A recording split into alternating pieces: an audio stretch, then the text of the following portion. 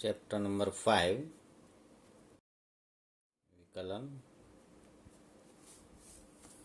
આપણે પ્રચલ વિધેયનું વિકલિત એ જોઈશું. પ્રચલ વિધેયનું વિકલન કઈ રીતે થઈ શકે એ જરા જોઈ લઈએ. એક્સ ઇક્વલ ટુ 80² અને વાય ઇક્વલ ટુ 280.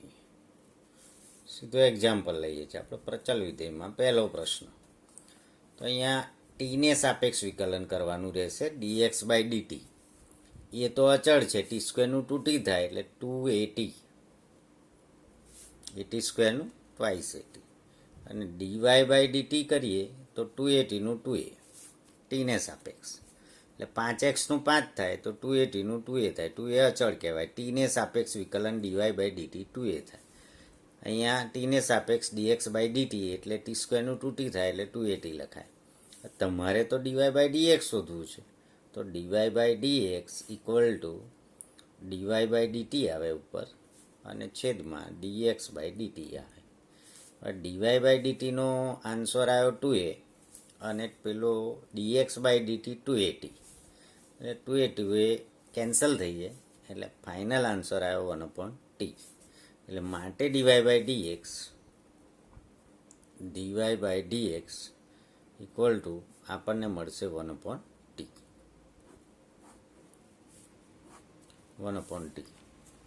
એટલે આનો અર્થ એમ થાય કે x equal to f of T હોય અને y equal to g of T હોય તો dy બાય dx બરાબર ઉપર આવશે g ડેશ ટી અને છેદમાં આવશે f ડેશ ટી. અને શરત એટલી કે છેદમાં જે આવે એ 0 થવું જોઈએ નહીં. f dash T not equal to 0. એટલે અહીંયા ટી પણ શૂન્ય હોવું ન જોઈએ. આમ તો એ કેન્સલ થાય છે એટલે એ નોટ ઇક્વલ ટુ 0 એ લોકો લખીને જ આપે, એ નોટ ઇક્વલ ટુ 0. સિમ્પલ છે. dx બાય dt કરો, dy બાય dt કરો, બંનેનો ભાગાકાર કરો એટલે આન્સર આવી જાય. આ તમારો આમ પ્રચલ વિધેયનું વિકલન એનું સૂત્ર મળ્યું આપણને. x equal to f of T, y equal to g of T, તો dy by dx equal to g dash T upon f dash T. g dash T means dy by dt, f dash T means dx by dt. એટલે therefore dy by dx equal to ઉપર કરવું પડે dy by dt, છેદમાં લખવું પડે dx by dt.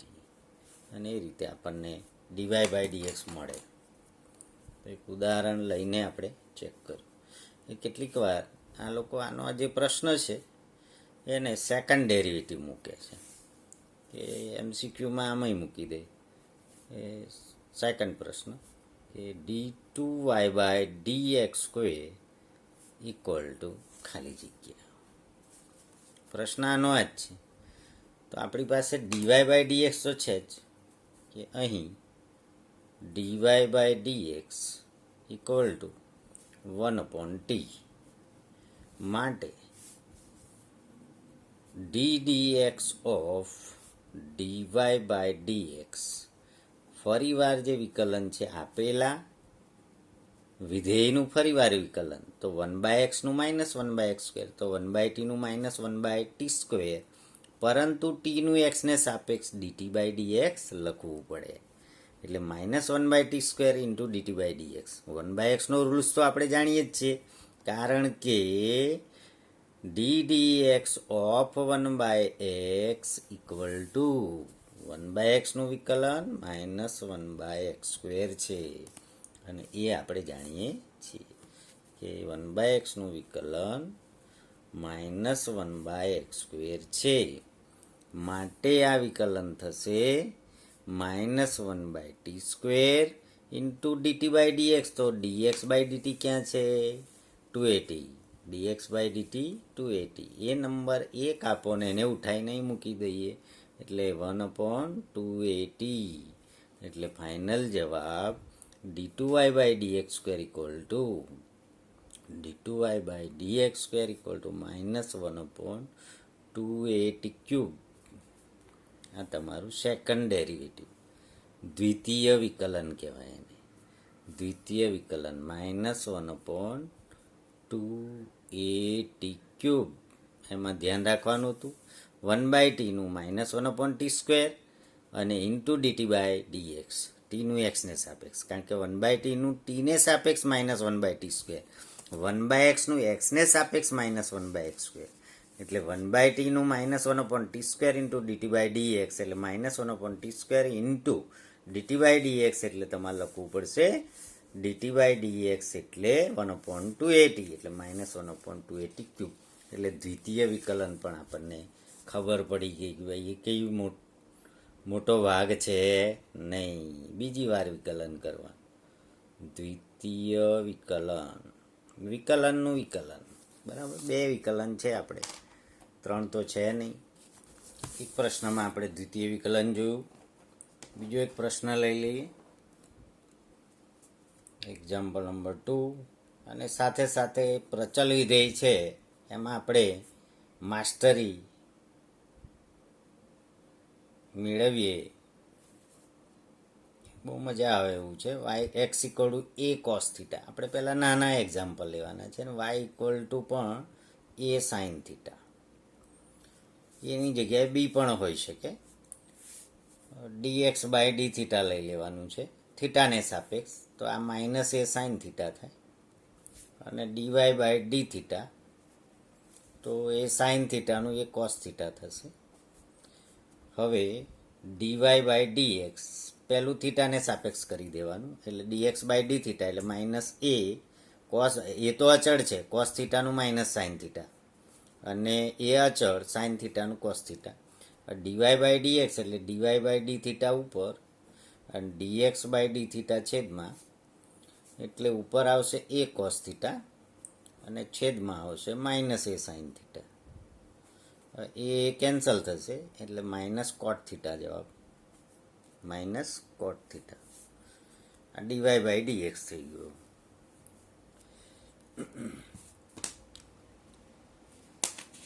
તમારે સ્વાધ્યાય 5.6માં આ ટાઈપના પ્રશ્નો આવે છે. તો એનો બીજો દાખલો છે, એમાં a cos થીટા અને b cos થીટા બેવ સરખું આપ્યું છે. એક્ઝામ્પલ 2 ઓફ 5.6 લઈએ આપણે. x equal two a cos theta, y equal two b cos theta, dx/d theta equal two a cos થીટાનું -a sin theta, અને dy/d થીટા એનું -b sin theta. માટે dy/dx equal to ઉપર આવશે dy/d theta એટલે -b sin theta, અને upon -a sin theta. તો આમાં sin theta cancel થઈ જશે, એટલે જવાબ b/a dy/dx ઇક્વલ ટુ. એટલે આવું આમ તો બને નહીં, પણ આમાં બે વર્ણે વિધેય સરખા આપી દીધા, cos થીટા અને cos થીટા. સ્વાધ્યાય 5.6માં છે એવું. સારા પ્રશ્ન જોઈએ. એક્ઝામ્પલ નંબર 5, સ્વાધ્યાયનો જ લઈએ છે 5.6. x equal two cos theta minus cos of 2 theta, અને y equal two sin theta minus sin 2 theta. તો dx/d theta equal two cos થીટાનું થશે -sin થીટા, અને -cos 2 થીટા એનું થશે plus 2 sin 2 theta. 2 sin 2 theta, cos 2 થીટાનું sin 2 theta અને 2 થીટાનું 2, માઇનસનું plus થઈ જાય, આ માઇનસ જ રહે. એટલે dx/d થીટા થશે 2 sin 2 થીટા -sin થીટા, અને આ dy/d થીટા થશે તમારે sin થીટાનું cos થીટા -sin 2 થીટાનું 2 cos 2 થીટા. હવે d y by dx equal to નિયમ અનુસાર ડીવાય બાય ડી થીટા ઉપર ડીએક્સ બાય ડી થીટા છેદમાં, તો ડીવાય બાય ડી થીટાનો જવાબ આવેલો જ છે એ ઉપર મૂકી દેવાનો છે, અને ડીએક્સ બાય ડી થીટાનો જવાબ આવેલો છે છેદમાં લખી દેવાનો. બસ આ જવાબ, બીજું કંઈ છે નહીં. Dy by dx.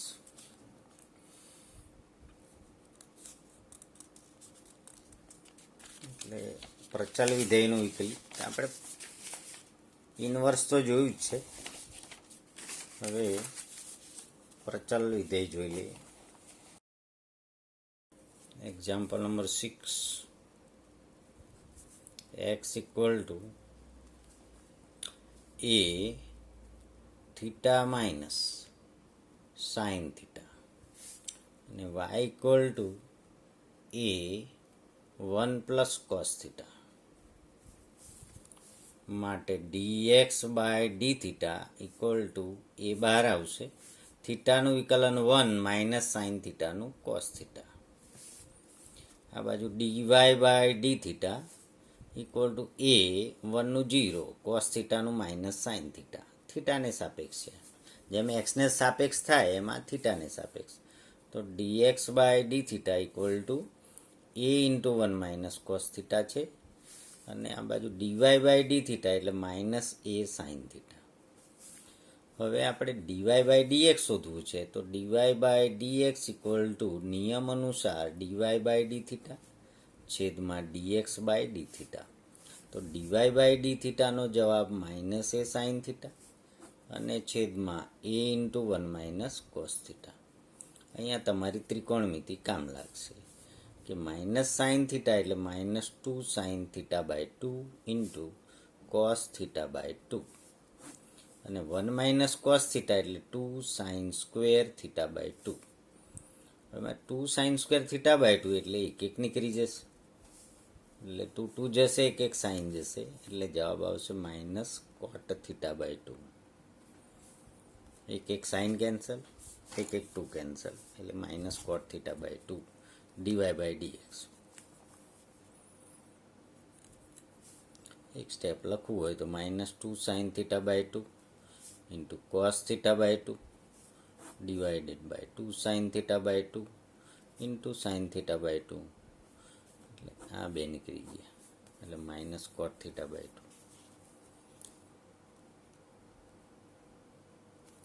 Coat of theta by 2 આ થયું ડીવાય બાય ડીએક્સ.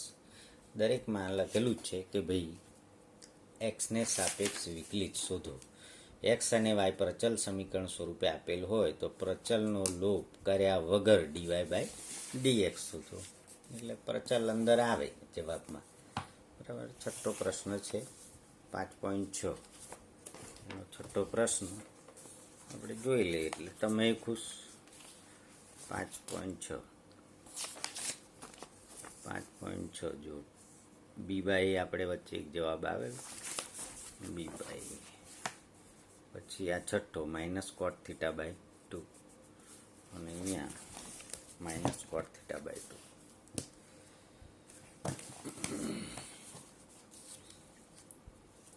એક્ઝામ્પલ 7 લઈ લઈએ, નહીં 7 ને 8 લઈ લઈએ. એક્ઝામ્પલ નંબર 8 ખૂબ જ મોસ્ટ આઈએમપી એક્ઝામ્પલ છે. બોર્ડમાં ઓછામાં ઓછો 5 વખત પૂછેલો. તૈયાર જ કરવાનું. બધા સારા જ દાખલા છે, જેની જેટલી ઇમ્પોર્ટન્સ હોય. આ પણ દ્વિતીય વિકલનમાં પૂછી શકાય, 8મો પણ દ્વિતીય વિકલનમાં પૂછી શકાય. અત્યારે આપણે જરૂર હોય એટલું કામ કરીશું. X equal to a cos t plus log 10t by 2 અને y equal to a sin t. તો dx by dt equal to a cos t નું વિકલન dy બાય dx શોધો. dx by dt. ખૂબ ધ્યાન આપજો, અહીંયા કોસ ટીનું વિકલન થશે માઇનસ સાઇન ટી, લોગનું થશે 1/10, લોગનું લોગ એક્સનું 1/x, લોગ એક્સનું 1/x. હવે 10નો વારો, 10નું સેક્સ સ્ક્વેર ટી બાય 2. યાદ આવ્યું શું? લોગ સાઇનનું 1/sin, સાઇનનું કોસ એટલે કોટેક્સ સાઇન, એટલે સંયોજિત વિધેયનું વિકલન, ચેઇન રૂલ.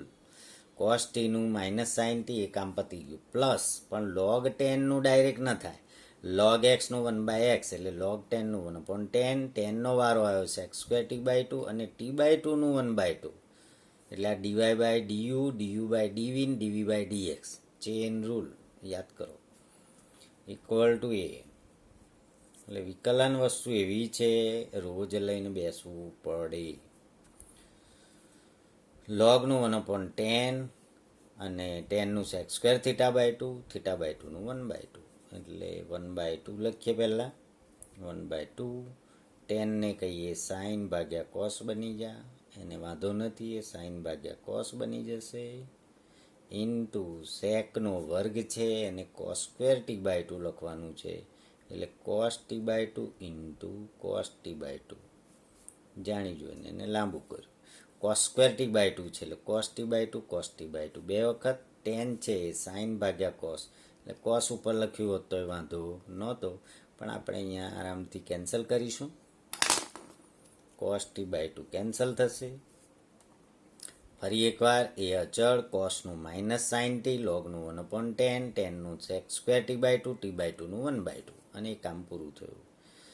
અને હવે તમારી પાસે આવ્યું a minus sine t plus 1/2 sine theta by 2 cos theta by 2.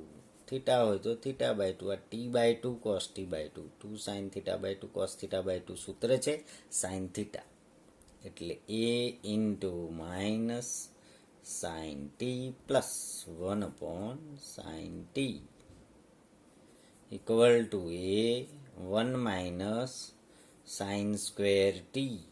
લસા લઈ લો એટલે 1 minus sine square t upon sine T. એટલે આમાં 8મા દાખલામાં ડીએક્સ બાય ડીટીમાં જ લંબાઈ છે, ડીવાય બાય ડીટી બે સ્ટેપનું છે, એટલે d x by d t equal to a cos square t છેદમાં sine t. D x by d t a cos square t upon sine t. હવે ડીવાય બાય ડીટી તો બિચારું એક સ્ટેપ છે, d y by d t equal to a sine ટીનું cos t. D y by d t તો ઉપર રહે છે, therefore dy by dx equal to dy by dt upon dx by dt equal to dy by dx બરાબર dy by dt ઉપર લખો એ cos t અંશમાં છેદમાં dx by dt એટલે કે એ cos સ્ક્વેર t એના છેદમાં સાઇન ટી ગયા ઉપર, એટલે equal to cos t into sine t છેદમાં cos t into cos t બે વખત છે. એટલે હવે આપણે જોઈએ કે ભાઈ અહીંયા ડીવાય બાય ડીટી છે એ તો એ કોસ ટી છે તો ઉપર લખી દીધું, અને ડીએક્સ બાય ડીટી છે જે આવે નોટ ઇક્વલ ટુ 0 લખી દેવાનું. ભલે એણે શરત આપી કે ના આપી, આપણે જોવાનું કે નોટ ઇક્વલ ટુ 0 જ છે, થાય જ છે, છેદમાં આવે વસ્તુ 0 હોવી જોઈએ નહીં. હવે એ કેન્સલ થઈ ગયા. પછી કોસ ટી ડબલ છે, કોસ સ્ક્વેર ટી છેદનો છેદ ઉપર જાય એટલે કે કોસ કેન્સલ થઈ જાય, એટલે ડીવાય બાય ડીએક્સનો ફાઇનલ જવાબ તમારે આવ્યો. Therefore dy by dx equal to 10t. સરસ મજાનો જવાબ, dy by dx equal to 10t. હવે આના દાખલામાં કેટલીક વાર શું દ્વિતીય વિકલન માંગેલું છે, તો આને એમાં મૂકી દઈએ એક્સ્ટ્રા. ઉપરના પ્રશ્નમાં દ્વિતીય વિકલિત શોધો. વિકલિત શોધો. તો આપણી પાસે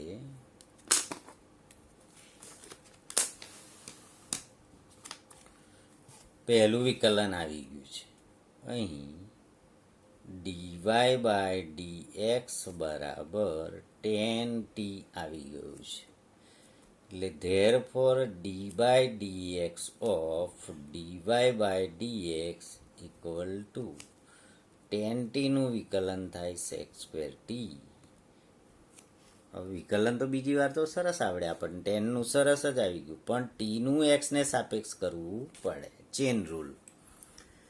યુનું u² હોય ને તો 2u du/dx લખવું પડે. જેમ આપણે y ઇક્વલ ટુ લખીએ ગમે તે log x, તો dy/dx ઇક્વલ ટુ 1/x લખીએ છીએ, પણ y² હોય તો 2y dy/dx લખવું પડે. બરાબર. એટલે અહીંયા એ પ્રોબ્લેમ છે. એટલે અહીંયા ટીને સાપેક્ષ છે sec²t, પણ એક્સને સાપેક્ષ dt/dx લખવું પડે. કે tan થીટાનું તો થઈ ગયું sec² થીટા, પણ ઇન્ટુ d/dx લખવું પડે. આ એક એમાં મર્યાદા છે અથવા તો નિયમ છે. dy/du ઇન્ટુ du/dx તો જ આપણને dy/dx મળે પૂરું. એટલે dy/dx જવાબ તો tan t બરાબર જ છે, પણ d2y/dx² એટલે બીજું વિકલન, એટલે ઘણા d²y/dx² કહે છે, આપણે એને d2y/dx² અથવા d²y/dx² દ્વિતીય વિકલન, બીજું વિકલિત, અથવા એને y2 પણ કહી શકાય, y' પણ કહી શકાય. જુદા જુદા સંકેતો છે. y' બીજું વિકલન, y2 તોય બીજું વિકલન, d2y/dx² તોય બીજું વિકલન, શુદ્ધ ભાષામાં દ્વિતીય વિકલન. sec²t into dt/dx. dt/dx ક્યાં શોધવા જશો તો ઉપર જ છે ભાઈ, dx/dt. કારણ કે પરિણામ 1માં તમને dx/dt આપેલું છે, એટલે dt/dx થશે ઇક્વલ ટુ sin t છેદમાં a cos²t. પરિણામ 1 પરથી તો એ અહીંયા લખી દો કે sin t ઉપર અને a cos²t છેદમાં, એટલે ઇક્વલ ટુ 1/a. સેકની 4 કરી દો, sec4 t, આ cos² ઉપર છે, કશું ઉડશે નહીં, એટલે sec4 t into sin t. કેટલાક એને sec³ t into sin t cos t એટલે tan t પણ લખે છે જવાબ. અથવા 1/a sec³ t ઇન્ટુ એક cos રહેવા દેવાનો ને એક cos અહીંયા મોકલવાનો, તો ઇન્ટુ tan t આવે. અથવા d2y/dx² ઇક્વલ ટુ આ જવાબ પણ ખરો, 1/a sec³ t tan t. એટલે ઓપ્શન જોવાનો કહો છે, 1/a sec4 t sin t એ છે કે આ છે. એવું ના હોય, આ તો 3 ગુણનો દાખલો છે, આને MCQમાં ના પૂછાય. આ રીતે લેખિત પરીક્ષામાં હોય તો જ મજા આવે. MCQમાં પૂછે આટલું બધું ગણવા રે વિચારો. બરાબર. એણે પ્રેક્ટિસ ખૂબ કરી હોય તો જ મેળ પડે. પણ થર્ડ પેલા જે સેમેસ્ટર હતું 1, 2, 3, 4, અને ત્યારે ત્રીજા સેમેસ્ટરમાં આ રીતે MCQ પૂછતા તો 3 ગુણ 4 ગુણ, તો એ વખતે MCQમાં આવું હતું. આ વખતે તમારી પરીક્ષામાં 1 માર્ક્સ અને 2 માર્ક્સના MCQમાં કોઈ મૂકી પણ શકે છે, એટલે હોઈ શકે. બરાબર. એટલે આ ધ્યાન રાખવાનું છે કે આની પ્રેક્ટિસ થાય. Thank you very much.